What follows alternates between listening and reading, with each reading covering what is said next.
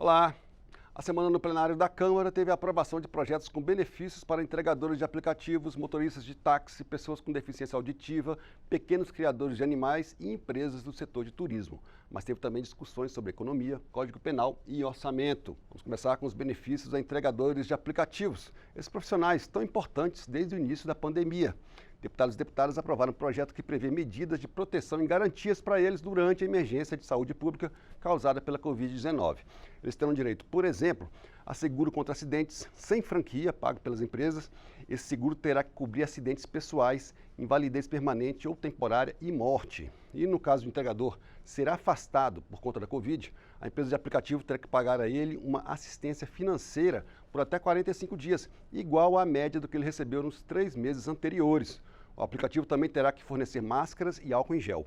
Além disso, o projeto atende uma das grandes reclamações dos entregadores e exige que a empresa avise com 3 dias de antecedência antes de aplicar alguma punição, como a suspensão, e explique as razões da medida. O projeto também obriga restaurante ou bar ou fornecedor do produto transportado a oferecer água potável e banheiro para o entregador. E quem não cumprir essas exigências pode ter que pagar multa de até R$5 mil por infração. A aprovação foi comemorada em plenário. Esses trabalhadores fazem parte do grupo cujo trabalho é tido como essencial, uma vez que, em decorrência da necessidade da população permanecer o máximo possível em isolamento, a demanda pela entrega de produtos aumentou exponencialmente, elevando, consequentemente, o risco do trabalho. Portanto, não podemos ficar inertes em relação ao momento que vive esses profissionais, que se vê em uma condição extremamente vulnerável no contexto da pandemia. Nós queríamos mesmo que os trabalhadores tivessem direitos garantidos, inclusive uma aposentadoria posteriormente. O projeto, de certa forma, envelheceu. Lamento que nós não tenhamos votado em dezembro do ano passado, mas tem multa, tem a evitar o cancelamento, a empresa não pode ser arbitrária, tem os seguros Covid, tem o seguro acidente, tem alimentação, tem a questão do acesso aos materiais, isso tudo. Assistência financeira também. Mas teve também benefícios para taxistas. O plenário aprovou o projeto que prorroga até dezembro de 2026 a isenção de IPI na compra de veículos novos por taxistas e pessoas com deficiência, inclusive as que têm deficiência auditiva, que estavam fora do benefício. A proposta isenta do pagamento de IPI os veículos de até R$200 mil. Grande dia para as pessoas com deficiência, para os taxistas desse país, para nós aqui da Câmara dos Deputados, que cumprimos um excelente papel e demonstramos aqui a nossa relevância aqui junto à sociedade, possibilitando que essa prorrogação da isenção de IPI na aquisição de veículos, incluindo agora também os acessórios, que a grande maioria é importado, isso vai permitir um desconto que pode chegar nos veículos de 7% até a 25%, aumentamos o limite de 140 atuais R$1.000 para R$200 mil. Esses dois projetos, o dos entregadores de aplicativos e o dos taxistas e pessoas com deficiência, seguiram para análise do Senado. Também seguiu para o Senado, depois de aprovado na Câmara, outro benefício tributário, a proposta de emenda à Constituição, que mantém os incentivos fiscais das empresas de tecnologia da informação e comunicação, assim como da indústria de semicondutores, localizadas fora da Zona Franca de Manaus. A PEC tira essas empresas da lista das que iriam perder o benefício prevista em outra PEC, a PEC emergencial, que permitiu ao governo pagar o auxílio emergencial esse ano fora do teto de gastos. O Brasil é um dos maiores fabricantes de celulares e aparelhos eletrônicos do mundo, e manter o incentivo não só para as empresas da Zona Franca de Manaus foi considerado fundamental para o país não perder competitividade. Nós temos convicção que essa lei está cumprindo um bom papel de gerar empregos, de gerar riqueza, de transformar a indústria brasileira numa indústria competitiva a nível do mundo. Nesse sentido, nós tivemos a PEC emergencial o ano passado, que na verdade acabava por interromper essa ação importante ou essa lei importante, a lei de informática no Brasil. E é exatamente essa a nossa proposta nesse momento. Manter a lei de informática que tantos benefícios vem trazendo ao Brasil. O plenário tratou também de benefícios para o pequeno produtor rural, no caso, o pequeno criador de animais, com a aprovação da medida provisória que facilita o acesso deles ao estoque de milho do governo federal, com preços mais baixos que o de mercado. Esse programa vai beneficiar ainda pequenos criadores de peixe. nas regiões Norte e Nordeste, vai fornecer também farelo de soja e caroço de algodão, além do milho. Cada produtor que se enquadrar nas exigências da lei da agricultura familiar poderá comprar até 27 toneladas por mês. Ou seja, foi uma semana cheia de incentivos para vários setores.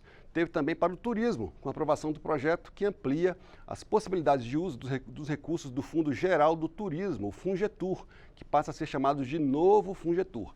Esse projeto autoriza que o fundo financia a divulgação e promoção de projetos turísticos, a aquisição de equipamentos como veículos usados por guias turísticos, atividades como hospedagem, transporte, parques temáticos e permite ainda que 30% do total seja usado em projetos de infraestrutura. A proposta também prevê linhas de crédito para empresários de todos os tamanhos, até mesmo para microempreendedores individuais, e estabelece que o fundo assuma parte do risco dessas operações, uma maneira de fazer com que o dinheiro chegue aos interessados. Esse projeto permite ainda que as prefeituras e governos estaduais recebam esses recursos, dando como garantia suas cotas nos fundos de participação dos estados e municípios.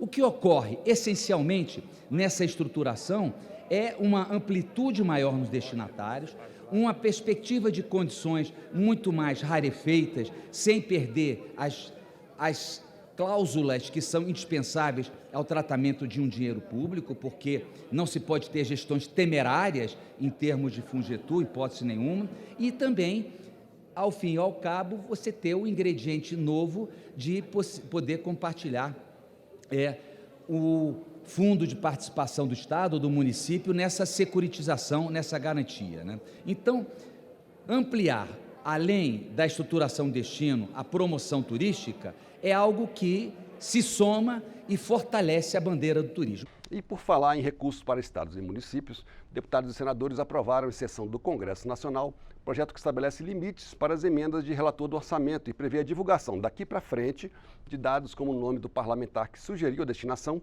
e para onde foram os recursos.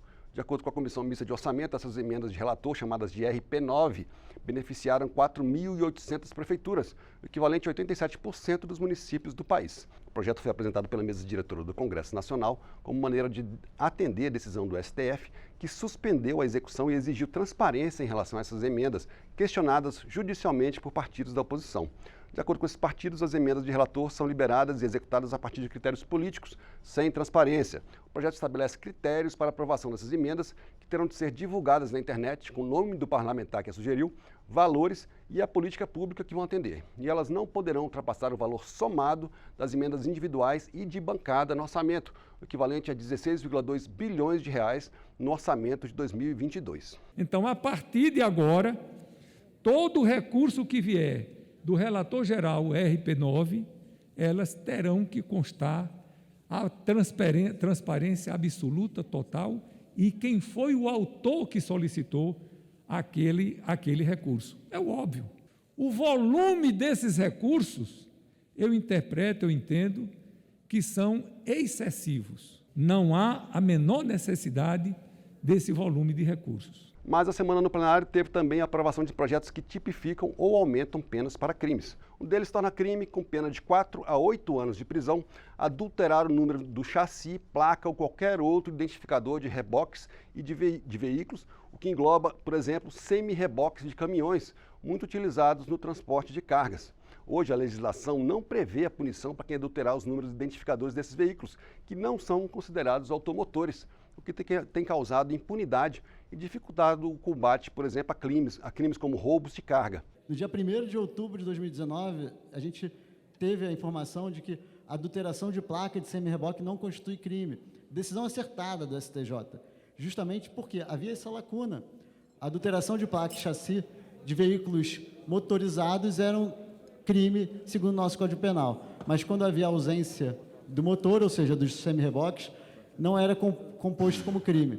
E isso afeta muito o combate ao roubo de carga, à criminalidade. E na última semana do mês de novembro, em que se comemora o Dia da Consciência Negra, deputados e deputadas aprovaram um projeto que cria o crime de injúria racial quando cometido em locais públicos. De acordo com o projeto, ofender alguém em local aberto ao público por meio de referência à raça, cor, etnia, religião ou nacionalidade pode acarretar pena de 2 a 5 anos de reclusão e multa. Esse crime já existe no Código Penal com pena de 1 a 3 anos de prisão, mas sem considerar o local da ocorrência como agravante. Matéria importante, num mês importante para todos nós, mês que a gente faz reflexão sobre a função e a importância da igualdade racial no país. Somos todos iguais, nem mais nem menos, todos iguais. Esse foi um resumo do que aconteceu de mais importante no plenário da Câmara essa semana. Semana que vem tem mais. Espero vocês.